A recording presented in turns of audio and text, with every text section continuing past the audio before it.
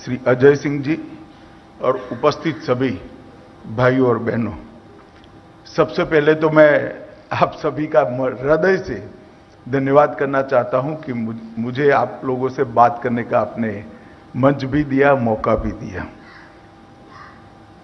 मित्रों, आज जिस विषय पर मुझे बोलने के लिए कहा गया है वो विषय को कोरी आर्थिक परिप्रेक्ष्य में देखेंगे तो हम समझ नहीं पाएंगे।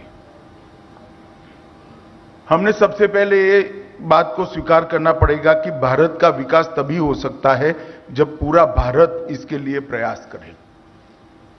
कोई एक कोना विकसित होने से भारत का सर्वसमावेशी विकास संभव नहीं है, और जब तक भारत का सर्वसमावेशी विकास नहीं होता है, हम जिस छलांग को लगाना चाहते हैं वो छलांग हम नहीं लगा सकते। क्योंकि दुनिया में बहुत सारे लोग 130 करोड़ की आबादी को बोझ मानते हैं। मेरे जैसे लोग 130 करोड़ की आबादी को बड़ा मार्केट भी मानते हैं। अब अपना अपना देखने का नजरिया है। तो जब तक भारत के कोने कोने से भारत के विकास का प्रयास नहीं होता है, तब तक हम आगे नहीं बढ़ते हैं।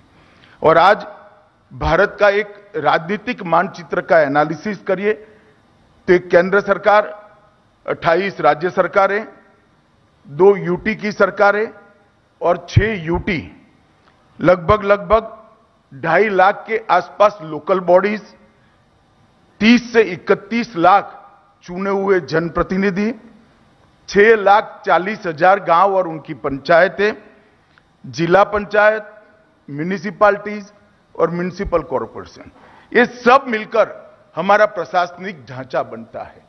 तो जब तक देश का कोई भी नेता, देश का प्रधानमंत्री whole of the government approach और टीम भारत की कल्पना को जमीन पर नहीं उतारता है, भारत का विकास संभव नहीं है। आप लोग ये 9 साल में जो विकास हुआ है, इसको अर्थतंत्र के ग्राफिक्स की दृष्टि से एनालिसिस करते हैं। उसको तो करना ही चाहिए क्योंकि हमारा अचीवमेंट है, बहुत अच्छे अचीवमेंट्स हमने प्राप्त किए हैं। परंतु इसका एनालिसिस एक अलग दृष्टि से भी करना चाहिए कि अगर जब तक कोई एक नेता, कोई प्रधानमंत्री सबको साथ लेकर टीम भारत की कल्पना को चरितार्थ नहीं कर सकता है, ये नतीजे जो 9 साल में आए हैं ये नहीं आ सकते हैं। और ये नतीजे का मूल कारण है नरेंद्र मोदी जी ने इरिस्पेक्टिव ऑफ पॉलिटिकल आइडियोलॉजी समग्र देश को साथ में रखकर आगे बढ़ने का निर्णय किया है। और इसके कारण एक अद्भुत सिनर्जी पूरे देश के अंदर देखने को मिलती है। देश का कोई भी कोना हो, आप एक समान प्रकार का उत्साह, समान प्रकार की एनर्जी का अनुभव करते हैं।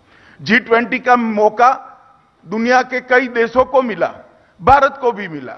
दुनिया से अब तक G20 जहां जहां हुए सभी देशों ने 4 से ज्यादा स्थानों पर G20 की मीटिंगें नहीं करी है। भारत ने 59 स्थानों पर करी और सभी के सभी राज्यों और सभी की सभी यूटीज के अंदर कर एक चेतना की जागृति। और अगर ये सबको साथ लेने का अप्रोच हमारा न होता तो हम कभी भी कोरोना जैसी महामारी से लड़कर सफलता के साथ बाहर नहीं आ सकते। मुझे बरोबर याद है, मैं उस वक्त गृह मंत्री भी था। मेरे मंत्रालय के अंदर डिजास्टर मैनेजमेंट आता है, हम इसको टैकल करने का प्रयास कर रहे थे। दुनिया भर के एडमिनिस्ट्रेशन के जानने वाले पंडित सबसे बड़ी चिंता भारत की करते थे, और वाजिब भी था क्योंकि हेल्थ इंफ्रास्ट्रक्चर हमारा इतना पुख्ता नहीं था जो इतनी बड़ी महामारी के साथ हम मुकाबला कर पाए। और आबादी भी बहुत बड़ी, देश भी बहुत बड़ा, फैली हुई, बिखरी हुई, ढेर सारी दिक्कतें थी।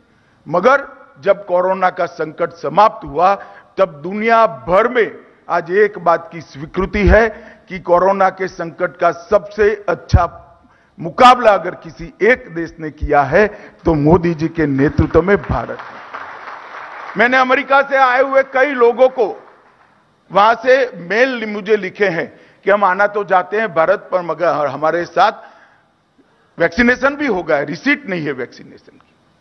अमेरिका जैसे देश में 3-3 महीने तक वैक्सीनेशन की रिसीट नहीं मिलती थी। आपने वैक्सीन लिया होगा तो आपको अनुभव होगा, मोदी जी का हंसता हुआ फोटो के साथ 30 सेकंड में आपके मोबाइल पर रिसीट आ जाती। टेक्नोलॉजी का इतना सटीक उपयोग मैंने मेरे जीवन में नहीं देखा। मैं आंकड़ों का विद्यार्थी हूं, आंकड़ों का सतत अभ्यास करता रहता हूं और दुनिया भर के एडमिनिस्ट्रेटिव डेवलपमेंट का भी कंपैरेटिव स्टडी करता हूं। मैंने टेक्नोलॉजी का इतना सटीक उपयोग नहीं किया है, तो इसका मूल कारण है कि whole of the government approach और टीम इंडिया की भावना के साथ मोदी जी ने 9 साल तक देश का नेतृत्व किया है। इसका अगर सबसे बड़ा फायदा होता है तो भारत को होता है। हमारी नीतियों ने, सटीक तरीके से बनाई हुई नीतियों ने, पूर्ण विचार विमर्श के बाद बनाई हुई नीतियों ने भारत को प्रगति के पथ पर डाला है। हमारी विचारधारा ने भारत को सुरक्षित बनाया है। हमारी संवेदनशील योजना ने भारत के विकास को सर्वस्पर्शीय, सर्वसमावेशी बनाया है और हमारी उपलब्धियों ने दुनिया चकाचौंध होकर देखती रह जाए, इस प्रकार की योग्यता हमने प्राप्त की है।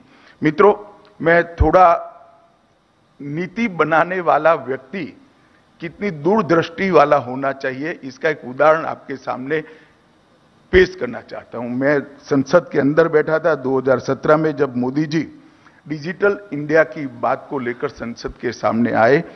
भारत के पूर्व वित्त मंत्री, एक संसद का रिकॉर्ड है इसलिए मुझे नाम देने में कोई आपत्ति नहीं है, इससे कोई बच नहीं सकता। भारत के पूर्व वित्त मंत्री चिदम्बरम जी ने एक भाषण किया था। मैं कोट अनकोट कहता हूं, किसी गांव में अगर आप किसी सब्जी वाली को आप आलू और टमाटर खरीदने के लिए 7 रुपया 50 पैसा ऑनलाइन पेमेंट करना चाहते हैं, जो मोदी जी बताते हैं, तो वो कैसे करेगी? इस पर उन्होंने 3 पॉइंट कहे थे। पहला, क्या उनके पास पेमेंट की कोई मशीन है? दूसरा, वहां इलेक्ट्रिसिटी पहुंची है? और तीसरा, वहां के इंटरनेट काम करता है? और आज मैं चिदम्बरम जी को रिक्वेस्ट करता हूं, किसी भी ठेले पर चले जाइए, यूपीआई से पेमेंट हो रहा है और दूर दूर के गांव तक हो रहा है। मैंने अरुणाचल के गांव में भी देखा है, उत्तराखंड की पहाड़ियों में भी देखा है और नॉर्थ ईस्ट के छोटे से छोटे गांव में फटाक कर यूपीआई का मोबाइल से पेमेंट करते हुए महिलाओं को, बच्चों को, युवाओं को, अनपढ़ लोगों को देखा है। ये विजन जो है, ये विजन ही देश का विकास करता है। मित्रों, मैं डिजिटल इंडिया की बात करता हूं तो आज मैं बताना चाहता हूं 2022 में कुल 8,840 करोड़ डिजिटल ट्रांजैक्शन हुए। यूपीआई की हिस्सेदारी इसमें 52% है। 52% यूपीआई की हिस्सेदारी और इसका मूल्य 126 लाख करोड़ होता है। लगभग भारत में 99% गांवों में बिजली पहुंच चुकी है। भारत नेट से 1.90 लाख पंचायतें जुड़ चुकी है। जो चिदम्बरम साहब जब पूछते थे तब 600 पंचायतें थी, अब 1.90 लाख पंचायतें भारत नेट से जुड़ चुकी है और 6,998 किलोमीटर ऑप्टिकल फाइबर बिछाने का काम ये 6 साल के अंदर समाप्त कर दिया है। और ब्रॉडबैंड कनेक्शन जो 2014 में 6.1 करोड़ थे, अब सितंबर 2022 का आंकड़ा मेरे पास उपलब्ध है, 82 करोड़ ब्रॉडबैंड कनेक्शन भारत के अंदर उपलब्ध है। ये बताता है कि जब आप नीति का निर्धारण करते हो तब आपके सामने पड़ी हुई सारी संभावनाओं का दोहन करने का आप में मादा होना चाहिए, साहस होना चाहिए, विजन होना चाहिए। तभी जाकर आप देश का नेतृत्व कर सकते हो, तभी जाकर देश को तय किए हुए लक्ष्य तक पहुंचा सकते हो और वो काम मोदी जी ने किया है। इकोनॉमी के अंदर जिस प्रकार का फर्क हम देख रहे हैं, आजादी के अमृत महोत्सव में मोदी जी ने हमारे सामने 2 लक्ष्य रखे हैं। 2047 तक भारत संपूर्ण विकसित राष्ट्र हो, दूसरा 2025 तक $5 ट्रिलियन इकोनॉमी को हम अचीव कर लें। और मुझे भरोसा है ये दोनों लक्ष्य पूरे करने के लिए एक मजबूत नींव डालने का काम ये 9 साल के अंदर मोदी जी ने कर दिया है। और अब तक जो अचीवमेंट हुए हैं इसके आधार पर मैं भरोसे से कह सकता हूं कि हम ये कर लेंगे। मित्रों, 2014 में भारत दुनिया के अर्थतंत्र की तालिका में 11वें नंबर का अर्थतंत्र था और सिर्फ 8 ही साल के अंदर हम आज 5वें नंबर पर खड़े हैं। किसी भी देश ने 11 से 5वें नंबर की छलांग इतनी स्पीड से नहीं लगाई है जो मोदी जी के नेतृत्व में भारत ने लिया है। आईएमएफ ने भारत को डार्क जोन में एक ब्राइट स्पॉट कहा है। 2023-24 के लिए हमारा जीडीपी मतलब 6.1% है, जो G20 में सबसे ज्यादा है। पीएलआई के माध्यम से ही, सिर्फ पीएलआई के माध्यम से 2.34 लाख करोड़ का इन्वेस्टमेंट लाकर भारत को दुनिया में उत्पादन का हब बनाने का काम, मैन्युफैक्चरिंग का हब बनाने का काम हम बहुत अच्छे तरीके से कर रहे थे। अब तक सर्वाधिक व्यापार वस्तुओं का निर्यात 2022 में $421 बिलियन का भारत ने 2022 में सिद्ध किया है। एक्सपोर्ट हमारी बहुत बड़ी समस्या थी। और मित्रों, एफडीआई 83 बिलियन का, 70,000 से ज्यादा स्टार्टअप, इसमें 116 यूनिकॉर्न स्टार्टअप, एक्सपेंडिचर का फोकस, इंफ्रास्ट्रक्चर पर एक्सपेंडिचर के फोकस को हम ले गए और 10 महीने की तुलना में इस वर्ष 29.10% ज्यादा इंफ्रास्ट्रक्चर पर हमने खर्चा किया है। जीएसटी कलेक्शन 2022-23 के 10 माह का एवरेज 1.49 लाख करोड़ हुआ है। जो गब्बर सिंह टैक्स कर इसका मखौल उड़ाते थे, उन लोगों को आंकड़े जवाब दे रहे हैं। मैं जवाब नहीं देना चाहता, आंकड़े जवाब दे रहे हैं। इतने बड़े देश में 16 से ज्यादा परचेज के साथ जुड़े हुए टैक्स को, 16 से ज्यादा परचेज के साथ जुड़े हुए टैक्स को एक ही टैक्स में समाहित कर कश्मीर से कन्याकुमारी और नॉर्थ ईस्ट से लेकर गुजरात तक एक ही टैक्स का स्ट्रक्चर हो, ये व्यापार को कितना बड़ा बढ़ावा दे सकता है, इसकी कल्पना बहुत कम लोग कर सकते हैं। मित्रों, ईज ऑफ डूइंग बिजनेस की रैंक में भी हमारा सुधार हुआ है। मैंने जो भरोसे से कहा कि हम संपूर्ण विकसित देश बनेंगे और 2025 में $5 ट्रिलियन की इकोनॉमी को पार कर लेंगे, ये मजबूत नींव के आधार पर कह रहा हूं, जो मोदी जी ने ये 9 साल के अंदर डालने का काम किया है। हमारे क्रिटिक भी इसको इनकार नहीं कर सकते, क्योंकि ये तो आंकड़े हैं जो हमेशा ब्लैक एंड व्हाइट में ही रहते हैं। मित्रों, मैं एक ऐसा विषय भी कहना चाहता हूं जो शायद आपको लगे कि यहां ये कहने की जरूरत नहीं है, मगर मैं कहना चाहता हूं। जब तक कोई भी देश सर्वस्पर्शीय, सर्वसमावेशी विकास का मॉडल नहीं अपनाता है, उसका ग्रोथ नहीं होता है। आज तक 2014 के पहले इकोनॉमी के विकास के लिए चर्चा करने वाले सभी लोगों ने इंडस्ट्री की चर्चा करी, इंफ्रास्ट्रक्चर की चर्चा करी और फाइनेंशियल इंफ्रास्ट्रक्चर की चर्चा करी। यही चर्चा के आसपास हमारा विकास का दायरा, अर्थतंत्र का दायरा यही चर्चाओं में सीमित रहा। परंतु किसी ने देश में 60 करोड़ लोग इस देश के अर्थतंत्र का हिस्सा ही नहीं है, इस पर ध्यान नहीं दिया। 2014 में इस देश में 60 करोड़ लोग ऐसे थे जिनके परिवार में किसी के पास बैंक अकाउंट ही नहीं था। आप मान सकते हैं, 60 करोड़ लोगों के परिवार में बैंक अकाउंट नहीं था, उनका भारत के अर्थतंत्र के साथ कोई जुड़ाव ही नहीं था। वो 60 करोड़ लोगों को लिए पूरा दिन कल क्या खाना है उसकी चिंता करने में ही जाता था। ज्यादा से ज्यादा हम हमारे परिवार को कैसे सुविधापूर्ण जीवन दे सकते हैं। नरेंद्र मोदी जी ने 9 साल के अंदर इनकी ये चिंता से उनको मुक्त कर दिया। आज हर परिवार के अंदर बैंक अकाउंट है, हर घर के अंदर गैस का सिलेंडर है, 11 करोड़ शौचालय बनाकर हमने हर घर के अंदर स्वच्छता का और स्वास्थ्य का वातावरण खड़ा किया है। 8.7 करोड़ घरों में शुद्ध पीने का पानी नल से पहुंचाने का काम किया है, जो अब तक नहीं पहुंचा था। 18,000 गांवों में जो बिजली पहुंचाना बाकी थी वहां पहुंचाई। 3 करोड़ घर जहां बिजली नहीं थी उनको बिजली पहुंचाई। पीएम किसान के माध्यम से 11 करोड़ किसानों को हमने ऋण लेने से ही मुक्त कर दिया। 2 करोड़ लोगों को अपना घर दिया और 5 लाख तक का स्वास्थ्य का बीमा हर परिवार को दे दिया। 5 लाख तक उसको हेल्थ रिलेटेड सारे एक्सपेंस की चिंता से मुक्त कर दिया।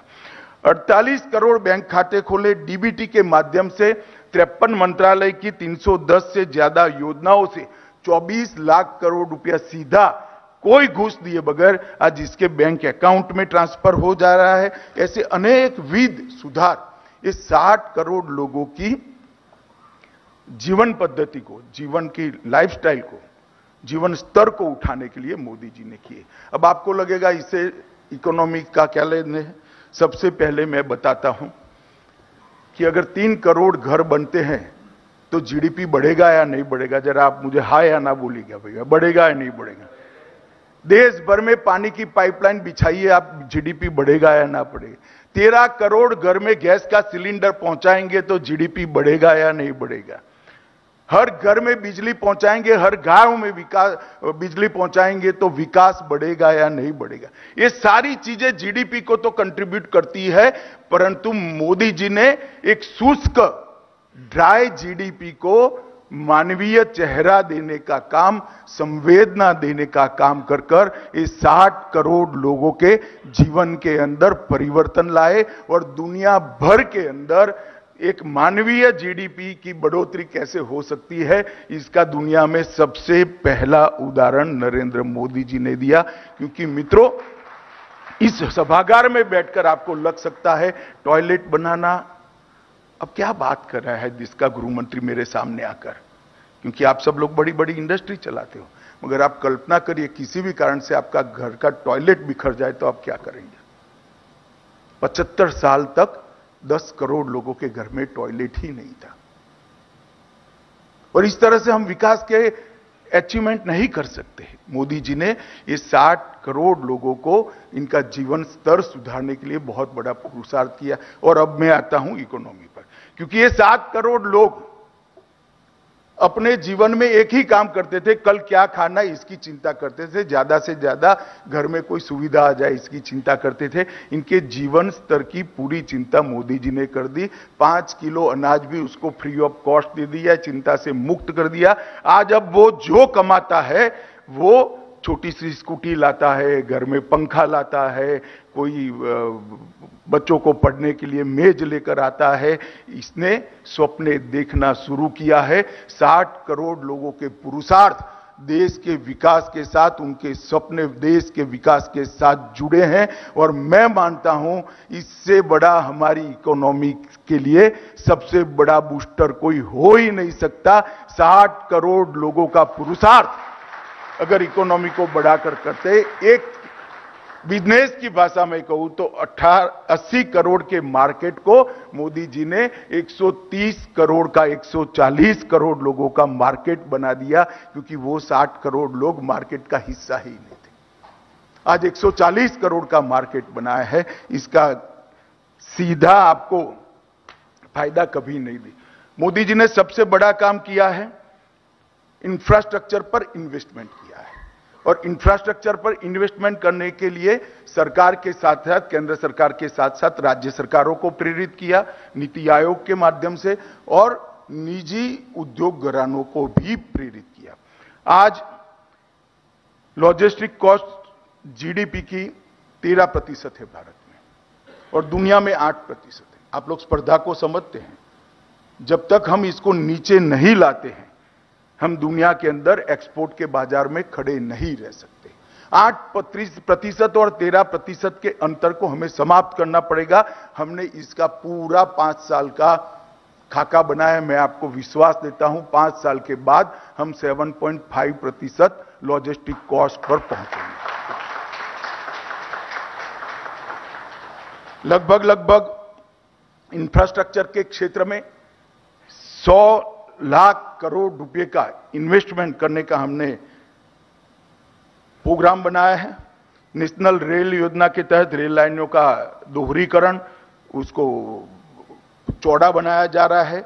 डेडिकेटेड फ्रेट कॉरिडोर मुंबई से दिल्ली और अमृतसर से कोलकाता, भारत को दोनों ओर से जोड़ने का एक बहुत बड़ा प्रयास किया है। और 11 इंडस्ट्रियल कॉरिडोर को हमने परमिशन दे दी है। विद्युत ट्रांसमिशन जो 2014 में 3 लाख सर्किट किलोमीटर था, आज 2022 में 4,63,000 सर्किट किलोमीटर ट्रांसमिशन की लाइनें बिछा दी गई है। पहले 600 ग्राम पंचायतें ऑप्टिकल फाइबर से जुड़ी थी, आज 1,72,000 ग्राम पंचायतें ऑप्टिकल फाइबर से जुड़ चुकी है। नेशनल हाईवे की लेंथ 91,000 किलोमीटर थी, अब 1.46 लाख किलोमीटर हो चुकी है। इसके इंफ्रास्ट्रक्चर के बगैर, आपकी लॉजिस्टिक कॉस्ट को कम करे बगैर इंडस्ट्रियल डेवलपमेंट संभव ही नहीं था। बहुत दूरदृष्टि के साथ हमने लक्ष्य रखा है कि 5 साल के बाद मतलब 2028 में लॉजिस्टिक कॉस्ट देश की एवरेज से हम नीचे लेकर आएंगे, जिससे इंडस्ट्री को दुनिया भर में हमारी चीजों को निर्यात करने के लिए बहुत अच्छा। एक राजनीतिक स्थिरता को भी मोदी जी ने देने का काम किया है। जब तक पॉलिटिकल स्थिरता नहीं होती, राजनीतिक स्थिरता नहीं होती है, परिणाम नहीं। इसमें देश की जनता का भी बड़ा योगदान। 30 साल के बाद पहली बार पूर्ण बहुमत की सरकार बनाई, दूसरी बार 300 सीट देकर मोदी जी को मैंडेट दिया और 10 साल का एक कालखंड भारत के डेमोक्रेसी के इतिहास में राजनीतिक स्थिरता के कालखंड से जाना जाएगा। इसके कारण नीतियों के निर्धारण में बड़ी सरलता हुई है, नीतियों के इंप्लीमेंटेशन में बड़ी सरलता हुई है और लोग भरोसे के साथ इन्वेस्टमेंट कर सकते हैं। इसके साथ साथ आंतरिक सुरक्षा और देश की सुरक्षा को भी किया। कश्मीर के अंदर टेररिज्म के माहौल को संपूर्णतया समाप्त कर दिया गया है। वामपंथी उग्रवादी क्षेत्र में 70% से कम हिंसा हो गई है। पूर्वोत्तर में अपसपा लगभग हर जगह से हटा लिया गया है और एक प्रकार से राष्ट्रीय सुरक्षा का मजबूत माहौल बना है, जिससे नॉर्थ ईस्ट से लेकर कन्याकुमारी तक और गुजरात के कच्छ के रेगिस्तान से लेकर उत्तर पूर्व तक इंडस्ट्रियल डेवलपमेंट के लिए एक अनुकूल माहौल बना है। हमने जब कामकाज संभाला तब एक ऐसी सरकार थी जिस सरकार में प्रधानमंत्री को कोई प्रधानमंत्री नहीं मानता था और हर मंत्री अपने आप को प्रधानमंत्री मानता था। इसके कारण नीतियों का निर्धारण ही नहीं होता था, पॉलिसी पैरालिसिस हो गया था यूपीए सरकार को। नरेंद्र मोदी सरकार ने दृढ़ता के साथ गवर्नेंस के सिद्धांतों को जमीन पर उतारने का काम किया और एक के बाद एक पॉलिसी का निर्धारण किया।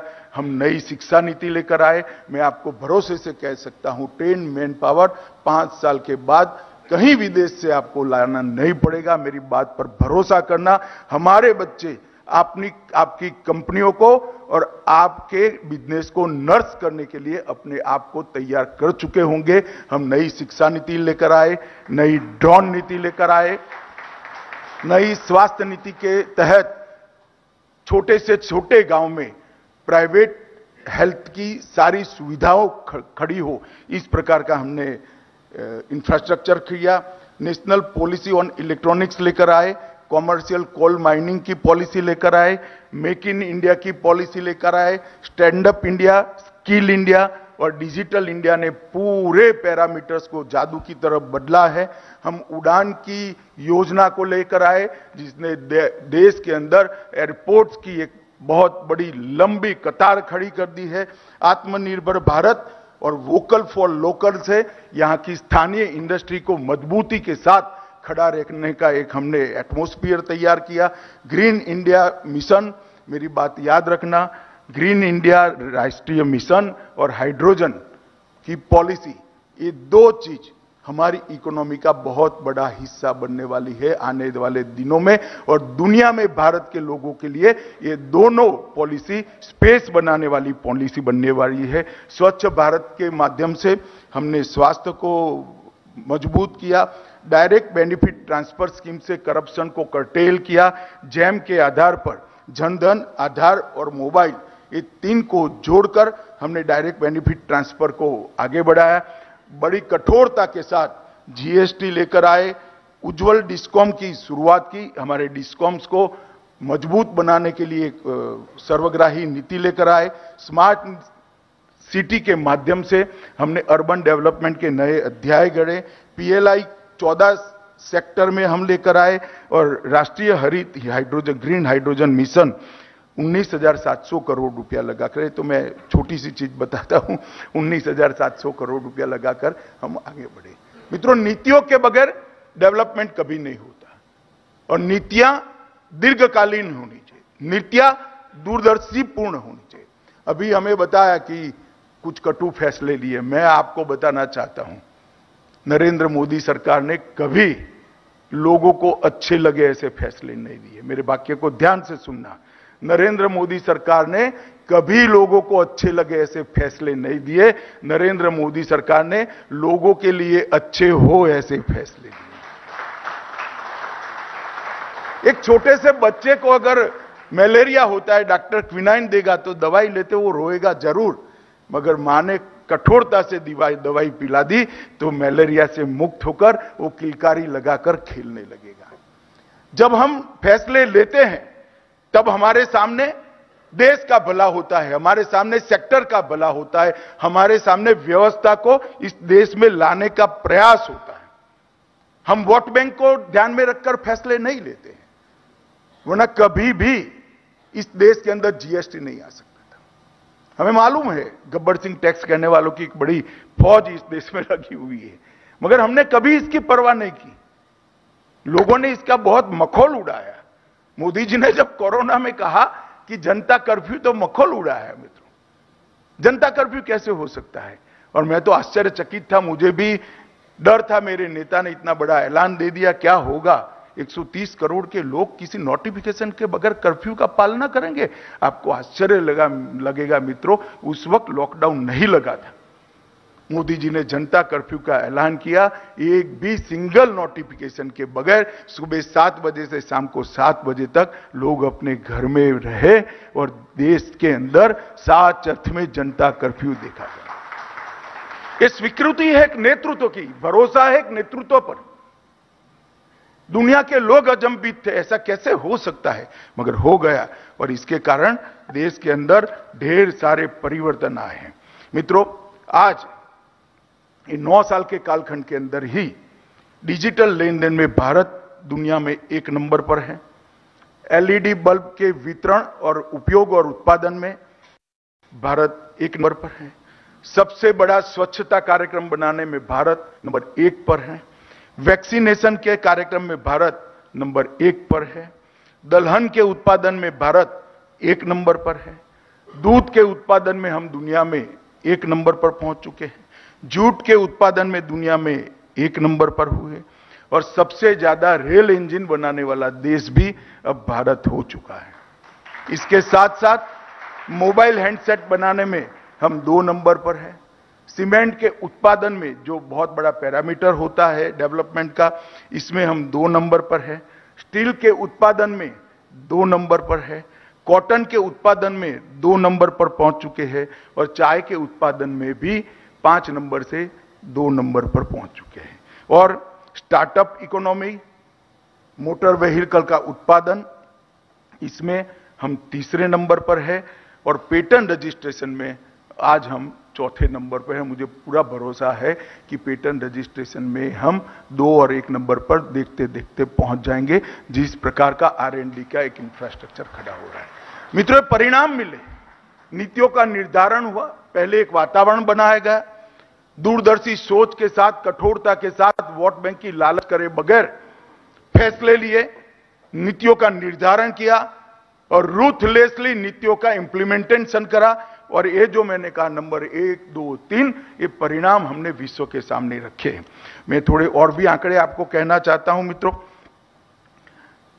2014-15 में हमारी इकोनॉमी $2.3 ट्रिलियन की थी, आज $3.2 ट्रिलियन की हुई। कोरोना का एक विघ्न आ गया, मगर मानकर चलेगा 25 में हम $5 ट्रिलियन की इकोनॉमी निश्चित रूप से बनने वाले हैं। हम 10वीं रैंक पर थे, 5वीं रैंक पर आ गए। जीडीपी की वृद्धि 6.4% थी, एवरेज औसत वृद्धि 8.7% हुई है। आज भी G20 में हम सबसे आगे हैं। जीडीपी का पूर्वानुमान अलग अलग वित्त मंत्रालय का 6.8 है, आरबीआई का 6.4 है, IMF का 6 है, वर्ल्ड बैंक का 6.6 है, मगर इसमें भी G20 में सबसे हम आगे हैं। प्रति व्यक्ति आय, जो बहुत बड़ा पैरामीटर्स माना जाता है, मोदी जी ने जब कार्यकाल संभाला 68,000 था और आज 1,72,000 पर हम पहुंचे हैं। 8 ही साल में इतनी बड़ी छलांग हमने लगाई है। इन्फ्लेशन को 8.5% से कम कर कोरोना के बावजूद 6.7% पर हम स्थित कर चुके हैं। आरबीआई का रिपो रेट 8% से कम कर 6.5% पर लेने का काम किया है। राजकोषीय घाटे को भी हमने कम किया है। फिस्कल डेफिसिट को, रेवेन्यू और फिस्कल दोनों से डेफिसिट को कंट्रोल किया है, अभी 2.9% पर लेकर आए। बहुत बड़ा अचीवमेंट है मित्रों। पहले तो बजट में डेफिसिट को छिपाया जाता था, जगलरी करती थी। मैं दावे से कह सकता हूं नरेंद्र मोदी सरकार ने बजट में कोई जगलरी करे बगैर दोनों डेफिसिट को कंट्रोल कर इकोनॉमी को अपने सारे पैरामीटर्स के 4 कॉर्नर के अंदर लाने का काम किया है। टैक्स रेवेन्यू हमारी 10.4% की वृद्धि से बढ़ी है। शायद आपको मेरी बात अच्छी न लगे, परंतु ग्रोथ इसी से होता है। 5G स्पेक्ट्रम 100% रोल आउट दिसंबर 2023 के पहले हम कर लेंगे। 6G के लिए हमने इनोवेशन अभी से मोदी जी ने शुरू किया दिया है। जीएसटी का राजस्व लगभग एवरेज 1.5 लाख करोड़ रुपया प्रति माह तक पहुंचा है और करदाताओं की संख्या आपकी जो फौज है पहले 3.8 करोड़ की थी, आपके परिवार को हमने 3.8 करोड़ से बढ़ाकर 8.22 करोड़ तक पहुंचाने का काम किया। मित्रों, ये सारे जो आंकड़े हैं, आंकड़ों में राजनीति नहीं होती है, ये रिजल्ट है, कॉन्क्रीट परिणाम आए हैं। और बाहरी क्षेत्र में भी निर्यात को बढ़ाए हैं, ढेर सारा इन्वेस्टमेंट आ रहा है। और मैं थोड़ा दुनिया के परिप्रेक्ष्य में भी कुछ आंकड़े आपको बताना चाहता हूं। अर्थव्यवस्था का हमारा आकार मैंने पहले बताया, वैश्विक जीडीपी में हमारी हिस्सेदारी दशकों में बदलाव आता है साहब। वैश्विक जीडीपी में आप सभी लोग समझते हैं, वैश्विक जीडीपी में कंट्रीब्यूशन जो है बदलना है तो दशकों में थोड़ा 0.01% बदलाव आता है। 2.60 था 2014 में। ध्यान से सुनिएगा, वैश्विक जीडीपी में भारत की हिस्सेदारी 2.60% थी। 2022 में 31 मार्च को 3.40% करने में हम सफल रहे हैं। सेवाओं में हिस्सेदारी 2% थी, इसकी जगह 2.20 हुआ है। एफडीआई फ्लो विश्व का जो है इसमें हमारी हिस्सेदारी 2.10 थी। 2.10 से बढ़कर एफडीआई इनफ्लो में 6.7% पर भारत पहुंचा है, 3 टाइम बढ़ा है। ऑटो प्रोडक्शन में 7वें नंबर से तीसरे स्थान पर आए। स्टील प्रोडक्शन में 4 से 2 पर, मोबाइल प्रोडक्शन में 12 से 2 पर। यूनिकॉर्न स्टार्टअप की संख्या 4 थी, बढ़कर 116 हुई। ब्रिक्स में भारत का आर्थिक वजन, ब्रिक्स देशों की इकोनॉमी में हमारा हिस्सेदारी 14% था, अब बढ़कर 29% हुआ है। इमर्जिंग मार्केट में हिस्सेदारी 7% थी, अब 15% हुई है। जलवायु प्रदर्शन में और जलवायु परिवर्तन में हमारे इंडेक्स में हम 31वें स्थान पर थे, अब 10वें स्थान पर आए। इतना सारा डेवलपमेंट करने के बाद भी विश्व को बचाने के लिए, प्लेनेट को बचाने के लिए हम बहुत अच्छा कर रहे हैं। भारत की ग्लोबल इनोवेशन इंडेक्स में 83वें नंबर थे, 46 आए। वर्ल्ड गवर्नेंस इंडेक्स में 103 पर थे, 49 पर आए। ईज ऑफ डूइंग बिजनेस में 142 पर थे, 63 पर आए। कोयला प्रोडक्शन 610 मिलियन टन था, अब 778 हो चुका है। बिजली की हमारी क्षमता 223 गीगावाट थी, अब 400 गीगावाट हो चुकी है। और ऊर्जा का घाटा, ये बहुत महत्वपूर्ण फैक्टर है डेवलपमेंट के लिए, जो ऊर्जा का घाटा 8.7% था, मतलब रिक्वायर्ड इलेक्ट्रिसिटी से हम 8.7% कम ऊर्जा उत्पादन करते थे, अब 0.40 रहा है। मैं बोल रहा हूं तब शायद ये 0.40 भी चला गया होगा।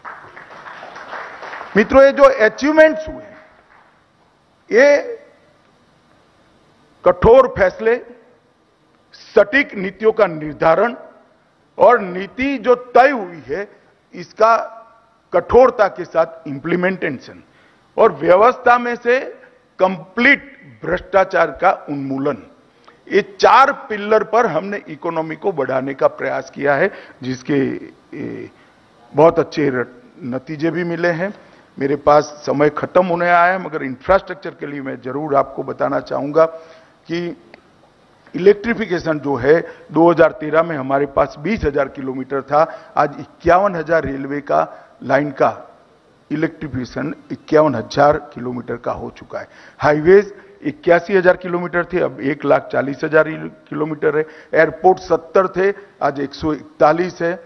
मेट्रो रूट आंकड़े उपलब्ध नहीं है, बताने जैसे नहीं है, इसलिए मैं बताता नहीं हूं। आज 710 किलोमीटर मेट्रो रूट बन चुके हैं।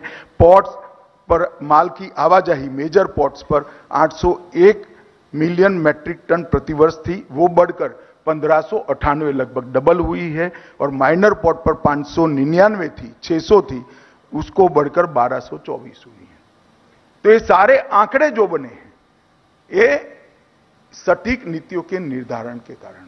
और मोदी जी ने हमारे सामने लक्ष्य रखा है संपूर्ण विकसित भारत का। एसोचैम जैसी संस्थाएं इन नीतियों का पूर्णतया अभ्यास कर इंडस्ट्री और गवर्नमेंट की पॉलिसीज के बीच में सिनर्जी खड़ा करने का काम करना चाहिए।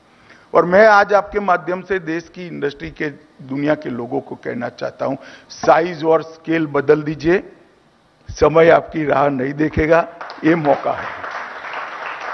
मोदी जी के नेतृत्व में भारतीय इंडस्ट्री ने साइज और स्केल दोनों को बदलने का समय आ चुका है। साहस करिए, आगे बढ़िए, भारत को आगे बढ़ाइए। और मोदी जी ने जो हमारे सामने 2047 का लक्ष्य रखा है, हम सब इस लक्ष्य की परिपूर्ति करें। आप लोगों ने मुझे बुलाया, स्वागत किया और आपके साथ बात करने का मौका दिया, इसलिए बहुत बहुत धन्यवाद। वंदे मातरम, भारत माता की जय।